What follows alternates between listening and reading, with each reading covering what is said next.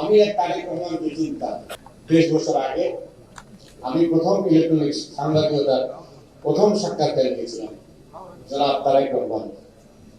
সেদিন চ্যানেল আইতে এই সাক্ষাৎকার প্রচারিত হয়েছিল। আমি দেখি 23 বছর বাদে তারেক রহমান বদলে গেছে, আমূল পরিবর্তন হয়ে গেছে তার মধ্যে। অনেকে তো বিশ্বাস করেন না, আমি কাছের থেকে জানি, দেখি, শুনেছি।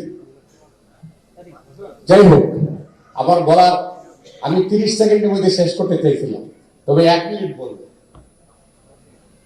আমরা লিখতে চাই, আমরা বলতে চাই।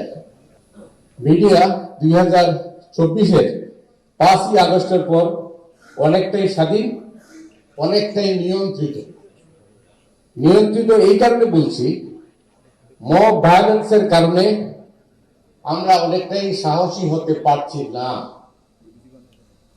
আমাদের হাত পা বাঁধা হয়ে যাচ্ছে। মিডিয়া অফিসে যখন আগুন দেয়া হয়, সংবাদপত্র অফিসে যখন আগুন দেয়া হয়, তখন কিন্তু আমার ভাবতে কষ্ট লাগে যে আমরা জাহান্নামে আছি না বেহেশতে আছি। কষ্ট হয়।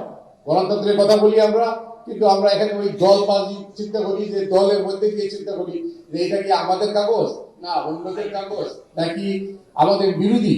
আমার মনে হয় তারেক রহমান সাহেব যে বলতে গেছেন, বলছি এই কারণে, তিনি দেখে এসেছেন পাশ্চাত্য দুনিয়ায় কিভাবে মিডিয়া চলে, তার মধ্যে অনেক পরিবর্তন আছে। যাই হোক, আমি আরেকটা কথা বলি, শেষ করতে চাই। সেটা হচ্ছে যে তারেক রহমানের কাছে আমাদের প্রত্যাশা, এক ইতিহাসের এক যুগ সন্ধিক করে তিনি কিন্তু বাংলাদেশের রাজনৈতিক অঙ্গনে ফিরে এসেছেন।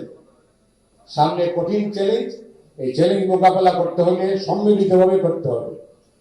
দলের মধ্যে থেকে যদি করার চেষ্টা করা হয়, তাহলে অতীতের মতোই কিন্তু ভুল হবে, এবং সেই ভুল থেকে আমরা আবার এমন একটা অবস্থায় চলে যাব যেখান থেকে আমাদের ফিরে আসা কঠিন হবে। আজকের বাংলাদেশ অস্তিত্ব সংকটে যেভাবে পড়ে যাচ্ছে, সেই সংকট থেকে যে উগ্রবাদ আমাদেরকে গ্রাস করার চেষ্টা করছে, সেই উগ্রবাদ থেকে দেশকে মুক্ত করতে হলে তারেক রহমান ছাড়া এই মুহূর্তে আর কোনো বিকল্প নেই। অনেক অনেক ধন্যবাদ।